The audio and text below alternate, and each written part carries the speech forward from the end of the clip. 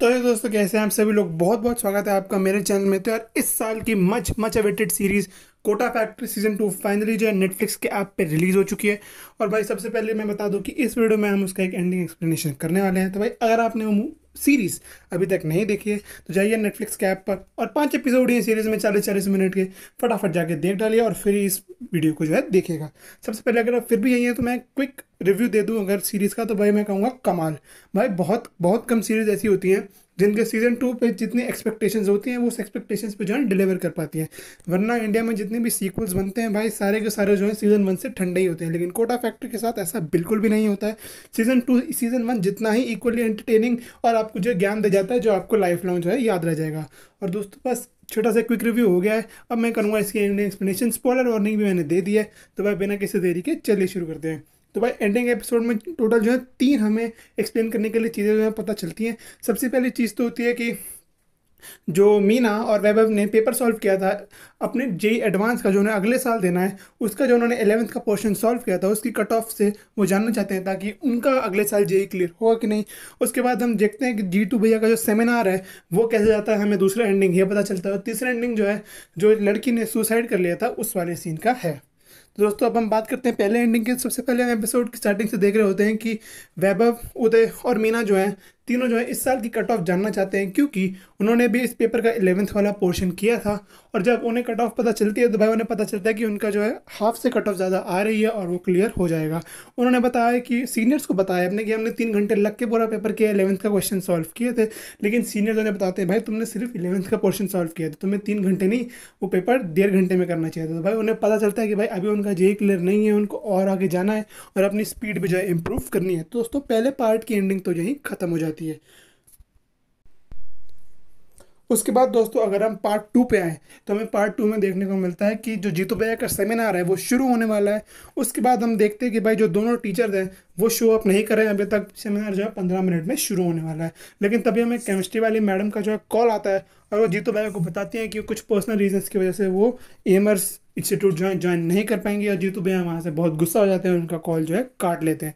उसके बाद उन्हें लगा था कि गगन सर भी नहीं आएंगे, लेकिन गगन सर फॉर्चुनेटली आ जाते हैं और वही बताते हैं जीतू भैया को कि भाई जो केमिस्ट्री वाली मैम है उन्होंने जो है महेश्वरी इंस्टीट्यूट ज्वाइन कर लिया। और दोस्तों, तब हमें पता लगता है कि पक्का यही हुआ है कि केमिस्ट्री वाली मैम ने केशव महेश्वरी का जो ऑफर था, जो जीतू भैया ने रिजेक्ट कर लिया था, वो केमिस्ट्री वाली मैम ने ले लिया है, मोटर चेक देख लिया है। उसके बाद जीतू भैया को उन्होंने डाउनफॉल कराने की कोशिश की, क्योंकि उन्होंने जीतू भैया के इंस्टीट्यूट में पोटेंशियल देख लिया था और देख लिया था कि भाई अगर ये इनका इंस्टीट्यूट खुल गया तो ये हमसे आगे निकल जाएंगे। और दोस्तों, जीतू भैया के सेमिनार में 80 में से सिर्फ 2 पेरेंट्स जो है अपॉइंटमेंट लेके जाते हैं और उनका सेमिनार जो है पूरी तरीके से फ्लॉप हो जाता है। और दोस्तों, पार्ट 2 की एंडिंग भी इसी के साथ यही खत्म होती है। उसके बाद दोस्तों, अगर हम पार्ट 3 पे आए तो हम देखते हैं कि भाई जीतू भैया के घर पे बैठ के जितने भी स्टूडेंट्स रिजेक्ट हो गए होते हैं वो सब बहुत ही निराश होते हैं, बहुत ही उदास होते हैं। तो जीतू भैया उन्हें मोटिवेट कर रहे होते हैं, कि बताते हैं कि भाई तुम्हारा रिजेक्शन हो गया है, तुम उदास हो लेकिन तुमने मेहनत करी, इसलिए तुम्हें कोई भी रिग्रेट रखने की ज़रूरत नहीं है। अब जो जिनका रिजेक्शन हो गया लेकिन वो फिर भी जो है उदास भी नहीं है, एकदम चिल है, उनकी तरह नहीं बनना है, क्योंकि उन्होंने कभी बेटर बनने की फाइट ही नहीं मारी। तुम लोगों ने फाइट मारी, तुम रिजेक्ट हो गए, कोई बात नहीं, लेकिन कभी भी अपने आप को जो है वर्थलेस मत समझना, क्योंकि जो सोल्जर जो है वॉर में हार जाता है उसे लूजर नहीं वॉरियर कहलाया जाता है। तो दोस्तों, एक बढ़िया सा मोटिवेशन लेक्चर जो आपको जीतू भैया देते हैं और फिर बताते हैं कि भाई देख लो, मैं भी तो फेल हो गया हूँ, मेरा सेमिनार भी तो ठप हो गया, लेकिन फिर भी पार्टी कर रहा हूँ। और वो सबके लिए फ्रूट बियर लेके आते हैं और सब जो है वहाँ पे पार्टी करते हैं। उसके बाद जो जीतू भैया का असिस्टेंट होता है उन्हें फट से एक कॉल आता है, वो कॉल कोने वाले कमरे में जाके अटेंड करते हैं। उसके बाद वो देखते हैं कि भाई एकदम से जो है शांत म्यूजिक हो गया, वो सीधा जीतू भैया के पास जाते हैं और जीतू भैया को कान में एक खबर देते हैं। तभी हमें बैकग्राउंड में एक वॉइस ओवर सुनने को मिलता है, जिससे हमें पता चलता है कि वो लड़की जो हमें एपिसोड के स्टार्ट में दिखाई दी, जिसका रिजल्ट हमें नहीं दिखाया था, बफरिंग वफरिंग पे ही छूट गया था, और वही लड़की जो पहले जीतू भैया के पास आई थी, जो ड्रॉप मारना चाहती थी, उसने जो है सुसाइड अटेम्प्ट कर लिया है।